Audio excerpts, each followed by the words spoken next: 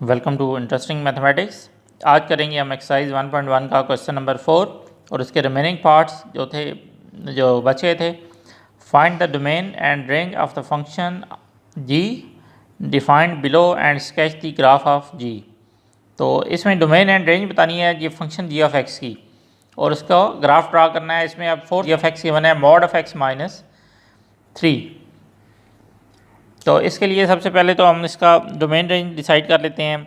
Domain के लिए बताया था कि आपको अगर या डिनोमिनेटर में ज़ीरो आ रहा हो या स्क्वायर रूट के अंदर नेगेटिव साइन आ रहा हो, तो ये ना तो अंडर स्क्वायर रूट तो यहाँ पे है ही नहीं और ना यहाँ पे ये डिनोमिनेटर वाली टर्म है। तो यहाँ पे सारी डोमेन में सब कुछ शामिल होगा। डोमेन आ जाएगी आपके पास सेट ऑफ रियल नंबर्स। इसके बाद रेंज, चूँकि ये पॉजिटिव इसका आंसर आता है तो इस वजह से नेगेटिव नंबर जो है इसकी रेंज में शामिल नहीं होंगे। रेंज आ जाएगी आपके पास सेट ऑफ रियल नंबर्स या इसको इस तरह से लिख लें 0 से लेके प्लस इन्फिनिटी तक, और ये इस साइड से ये ओपन होगा, इस साइड से ये क्लोज होगा, यानी कि इसमें 0 शामिल है लेकिन प्लस इन्फिनिटी शामिल नहीं है इसकी डोमेन में। इसके बाद इसका ग्राफ बनाना रह गया है। तो x की वैल्यू अगर हम -5 पुट करके चेक करें तो जी ऑफ एक्स हमारे पास था मॉड ऑफ x -3। तो x की जगह अगर हम -5 पुट कर लेंगे तो ये बन जाएगा g of -5 is equal to mod of -5 -3, यानी कि ये आ जाएगा मॉड ऑफ -8। क्योंकि नेगेटिव साइन है और मॉडुलस है, मॉडुलस जो है वो नेगेटिव साइन को ख़त्म कर देता है, तो ये आपके पास +8 आ जाएगा।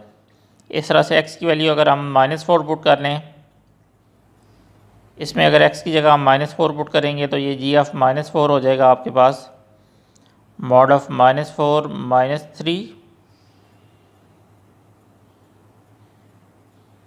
तो -4 -3 मिलके मॉड ऑफ -7 हो जाएगा। ये चूँकि मॉडुलस साइन है अगेन, तो ये नेगेटिव साइन ख़त्म हो जाएगा, इसका आंसर आ जाएगा +7।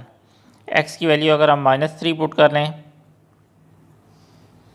तो जी ऑफ -3 हमारे पास आ जाएगा -3 मॉड, यानी कि मॉड ऑफ -6। मॉडुलस साइन की वजह से नेगेटिव साइन ख़त्म हो जाएगा, सिर्फ प्लस साइन आ जाएगा।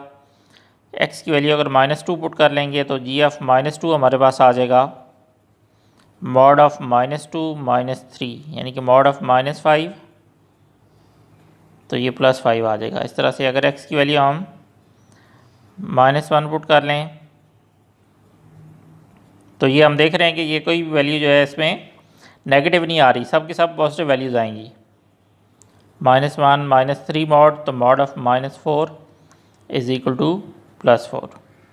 इस तरह से x की वैल्यू अगर 0 पुट करेंगे तो जी ऑफ 0 हमारे पास हो जाएगा मॉड ऑफ 0 -3, यानी कि मॉड ऑफ -3। मॉडुलस साइन की वजह से नेगेटिव साइन ख़त्म हो जाएगा, तो जी ऑफ 0 की वैल्यू हमारे पास +3 आ गई है। इस तरह से x की वैल्यू अगर हम 1 ले लें तो जी ऑफ 1 हमारे पास आ जाएगा मॉड ऑफ 1 -3, यानी कि मॉड ऑफ -2 नेगेटिव साइन या मॉडुलस साइन की वजह से ख़त्म हो जाएगा, तो आंसर 2 आ जाएगा। x की वैल्यू 2 पुट कर लेंगे तो ये हमारे पास आ जाएगा g of 2 is equal to 2 -3 mod, यानी कि मॉड ऑफ -1। मॉडुलस साइन की वजह से नेगेटिव साइन ख़त्म हो जाएगा, आंसर +1 आ जाएगा। इस तरह से x की वैल्यू अगर हम 3 पुट करेंगे तो जी ऑफ 3 हमारे पास आ जाएगा मॉड ऑफ 3 -3। मॉड ऑफ 3 -3 हमारे पास 0 आ जाएगा, मॉड ऑफ 0 हमारे पास 0 होता है, तो इस तरह से जी ऑफ 3 की वैल्यू हमारे पास 0 आ गई है। x की वैल्यू अगर 4 पुट करेंगे तो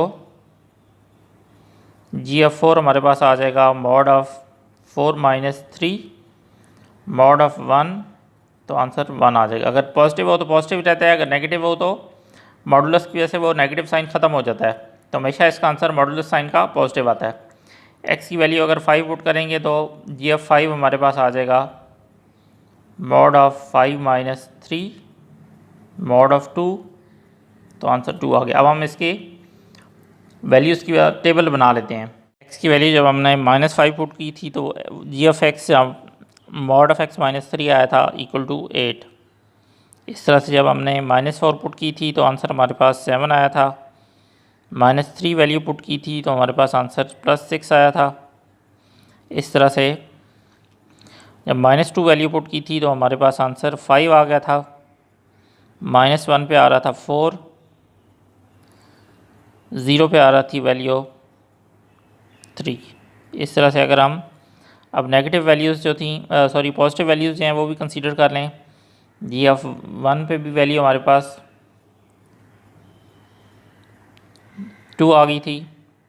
2 पे वैल्यू हमारे पास +1 आ गई है।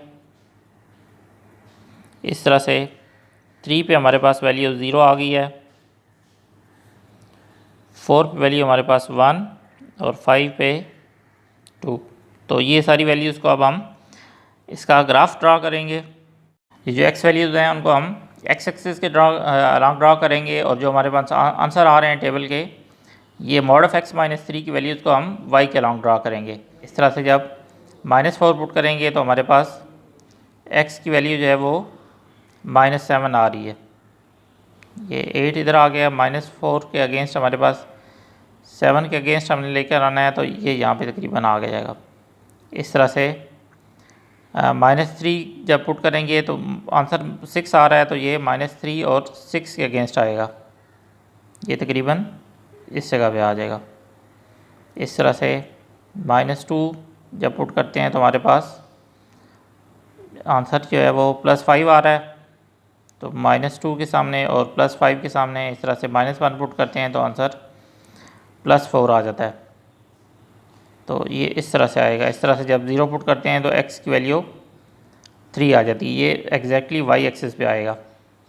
तो इस तरह से जब हम x की वैल्यू 1 पुट करते हैं तो आंसर हमारे पास 2 आता है। तो +1 के अगेंस्ट और 2 के अगेंस्ट इस तरह से आएगा। इस तरह से जब 2 पुट करते हैं तो आंसर हमारे पास 1 आ जाता है।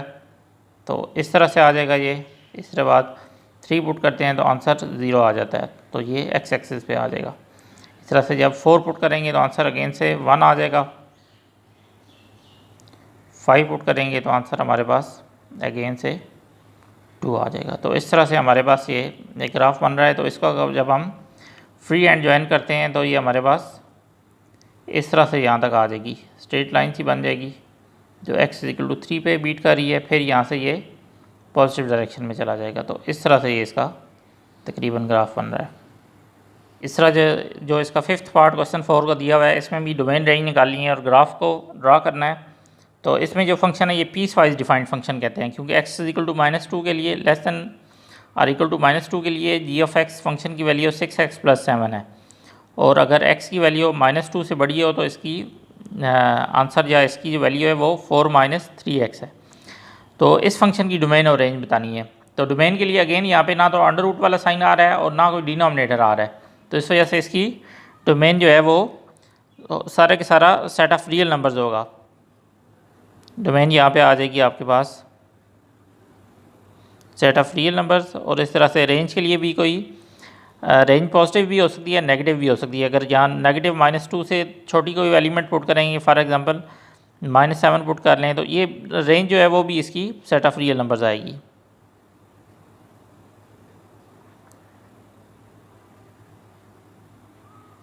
इस तरह से अब हमने इस फंक्शन का ग्राफ ड्रा करना है तो उसके लिए हम फंक्शन की वैल्यूज़ का उसी तरह से टेबल बना रहे हैं। ठीक है, तो x की वैल्यू अगर हम -3 पुट करेंगे for x = -3 g of x के लिए अब ये x जो है -2 से छोटा है तो ये वाली वैल्यू पिक होगी। तो 6x + 7 आ जाएगा क्योंकि ये वैल्यू -2 से छोटी है। तो x की जगह अगर -3 पुट करेंगे तो जी ऑफ -3 आ जाएगा 6 × -3 + 7 -18 + 7 या हमारे पास इसकी वैल्यू -11 आ गई है। इस तरह से अगर हम x की वैल्यू -2 पुट कर लें तो g of x again less than और इक्वल टू -2 के लिए जी ऑफ x की वैल्यू 6x + 7 है। तो ये हम यहाँ पे यही वैल्यू पिक होगी 6x + 7।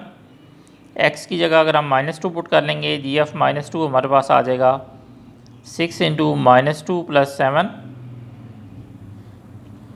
6 2 = 12, तो -12 + 7 हमारे पास इसकी वैल्यू -5 आ जाएगी। तो GF -2 जो है हमारे पास -5 आ गया।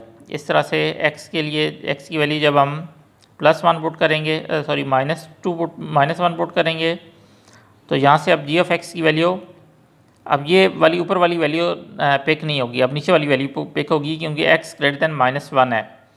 तो ये हमारे पास g(x) आ जाएगा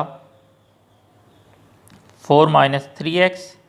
x की जगह अगर हम -1 पुट करेंगे तो ये हमारे पास बन जाएगा 4 - 3 × -1, तो 4 -3 = 7 हो जाएगा। इस तरह से x = 0 के लिए अब देखें तो यहाँ पे भी अब नीचे वाली वैल्यू पिक होगी क्योंकि x > -2 है। तो g(x) हमारे पास आ जाएगा 4 - 3x। हमें x की वैल्यू 0 पुट करनी है तो g(0) हमारे पास बन जाएगा 4 - 0, या तो ये हमारे पास इसकी वैल्यू g(0) की वैल्यू 4 आ गई है। इस तरह से x की वैल्यू अगर हम +1 पुट कर लेंगे तो उसमें भी अगेन नीचे वाली वैल्यू पिक होगी क्योंकि x > -2 है। 1 जो है वो -2 से बड़ा है ना, तो इस वजह से ये हमारे पास नीचे वाली वैल्यू पिक होगी। इसमें हम पुट करेंगे g(x) = 4 - 3x। x की वैल्यू अगर 1 पुट कर लेंगे तो g(1) आ जाएगा हमारे पास 4 - 3 × 1, 4 - 3 = 1, तो g(1) की वैल्यू भी हमारे पास 1 आ गई है। तो x = 2 के लिए फॉर x = 2, अब ये +2 है, -2 नहीं है, तो इसके लिए भी हमारे पास लोअर वैल्यू जो है ना ये वाली पिक होगी। तो g(x) हमारे पास उस तरह से 4 - 3x है। x की जगह अब हम 2 पुट कर लेंगे तो ये आ जाएगा 4 - 3 × 2, तो 4 - 3 2 = 6, 4 - 6 हमारे पास -2 आ जाएगा। तो अब हम इनका ग्राफ स्केच करने की कोशिश करते हैं। x की वैल्यू जब हमने -3 पुट की थी तो हमारे पास g(x) आया था -11। इस तरह से जब हमने x की वैल्यू -2 पुट की थी तो g(x) हमारे पास आया था -5। -1 पुट की थी तो हमारे पास g(x) की वैल्यू +7 आ गई थी।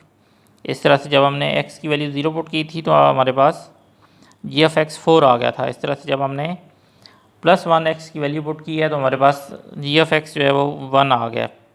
इस तरह से जब हमने x की वैल्यू +2 पुट की है तो ये इसका आंसर हमारे पास अगेन से -2 आ गया। तो ये इस तरह से हमारे एक टेबल बना लिया। अब इसके लिए अकॉर्डिंगली हम एक ग्राफ ड्रा करेंगे। तो इस तरह से यहाँ पे हम x और y एक्सिस ड्रा कर लिया। ये x एक्सिस है, इसके अलॉन्ग x वैल्यूज़ आएंगी। ये हमारा y एक्सिस है, इसमें y एक्सिस y वैल्यूज़ आएंगी। तो x = -3 के अगेंस्ट हमारे पास आई थी वैल्यू -11, तो ये -3 -11 ऑलमोस्ट यहाँ पे आ जाएगा। इसका हम लिख लेते हैं -3 -11। इसके बाद जब x की वैल्यू -2 पुट करते हैं तो हमारे पास आंसर यहाँ पे -5 आ रहा था। तो इस तरह से ये हमारे पास एक स्ट्रेट लाइन बन जाएगी। और इस तरह से जब हमने x की वैल्यू -1 पुट की है तो हमारे पास आंसर इसका +7 आ गया। तो +7 यहाँ पे कहीं होगा। इस तरह से जब 0 हमने वैल्यू पुट की है तो हमारे पास आंसर 4 आ गया। तो ये x एक्सिस पे y एक्सिस पे आएगा कहीं, 5 से नीचे 4 आ गया। इसके बाद जब 1 पुट किया है तो हमारे पास y वैल्यू भी 1 आ गई है। तो 1 यहाँ पे ऑलमोस्ट इधर जाके कहीं बन जाएगा। इस तरह से जब x की वैल्यू +2 पुट करते हैं तो आंसर हमारे पास y का आंसर -2 आ जाता है। तो ये इस तरह से यहाँ पे -2 तकरीबन होगा। तो इसको एक स्ट्रेट लाइन से अगर हम ज्वाइन कर लें तो ये हमारे पास तकरीबन इस तरह की एक स्ट्रेट लाइन बन जाएगी। सॉरी ये इस पर ग्राफ सही उस तरह से बने नहीं है, इन बार इस तरह से ये एक स्ट्रेट लाइन बन जाएगी। तो इस तरह का ये ग्राफ आ जाएगा। Thank you very much for your patience and listening.